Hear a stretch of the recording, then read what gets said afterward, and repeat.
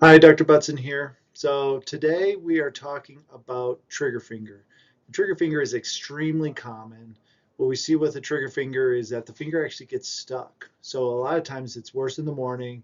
People wake up, they go to open their fists, and a finger gets stuck, and they have to manually pull it straight. What's happening there is the tendon's getting stuck. So if we look at this picture here, we can see here, of course, picture of what the hand actually looks like for the finger stuck. But what's really happening here, if we imagine a normal tendon is coming up the palm like this, it goes into what's called the pulley system or the flexor tendon sheath, which extends from about this spot here, which is like that spot there on the palm, up to the tip of the finger. And so it's right here. You get a little swelling of the tendon. They say a nodule. It's really just kind of some swelling of the tendon as it's going in and out of that tight pulley, that first pulley called the A1 pulley. And it gets stuck. And then you can kind of force it straight, and the little nodule or swollen part will slip past that A1 pulley to the other side, and then it'll get stuck and it'll have a hard time coming down. And then you pull it down and click, it comes back down again. So that clicking is why it's called trigger finger. There's a couple of mimics of this, and this is where you really do need to get this checked out before just assuming that it's a trigger finger. The first one here is called Dupuytren's disease. It's actually scarring and thickening of this palmar layer here. What looks like a tendon that runs through there is actually not a tendon at all. It's just a band or a cord that's going through and it's pulling the finger down. The other one that looks a lot like that is a subluxation or a dislocation of the extensor tendon. You can see these tendons are kind of going up and over the knuckles, but this one here is going off to the side. By having that go off to the side, the patient loses the ability to extend their finger, and it looks a lot like a trigger finger. So there's a few things that can look like trigger finger, or, it's very difficult sometimes to distinguish between these. You just got to be able to look for them. But that just means you need to get, uh, be looked at by a medical professional before just assuming it's a trigger finger. A lot of people start with, just try to treat this on their own or with a hand therapist. So there's little splints like this splint here or this one here, which is just some tape. There are a few more that people use an oval 8 or a stack splint, but basically what that does is it prevents you from flexing your finger all the way down. And because it prevents that, the tendon never really gets below that A1 pulley. And so, over time, the swelling can come down. It's really hard to say. My experience with this has been spotty.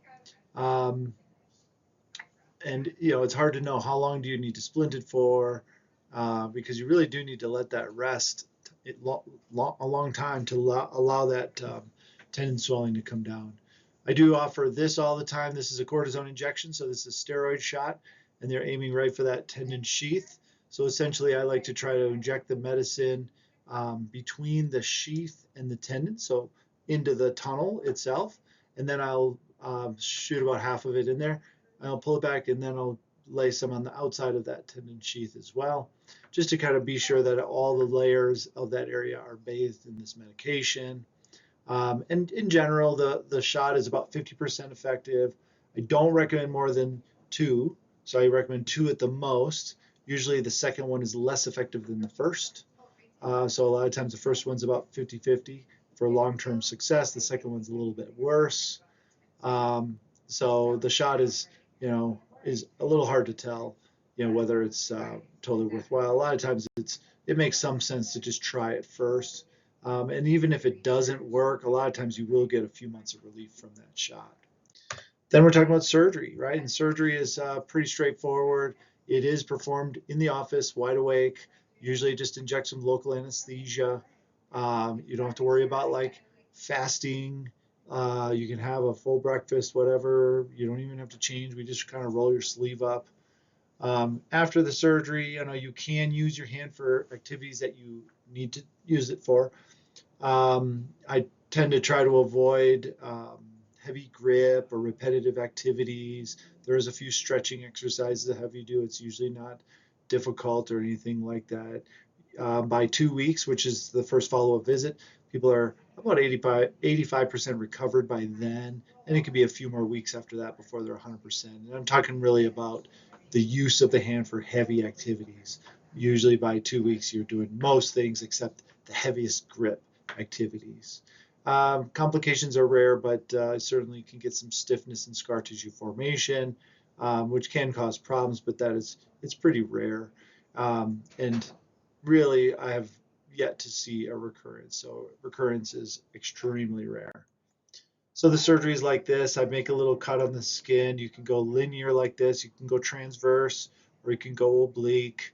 And you just go down to the tendon sheath. So if this is the picture of the tendon sheath, you just release it. Here's another kind of drawing where you see like, yep, there's that A1 pulley, the little nodule or the swollen part of the tendon, and you just release the pulley. What happens is it springs open just like you see down here. And then it heals that way. So it doesn't just go away completely, it heals back together, a lot of times with scar tissue, but because there's pressure and there's movement of the tendon, it tends to scar down in a way that still allows normal function. I don't see any functional loss or weakness or anything like that as a result. So it's successful. It's just a lot of times you hope that it's not necessary to undergo surgery, but in general, surgery is not the worst, and highly successful. So please, if you found this to be helpful, like and subscribe. Let me know if you have any questions. Leave some comments for me. And if you have any ideas for other topics you would like me to cover in future videos, just let me know. All right.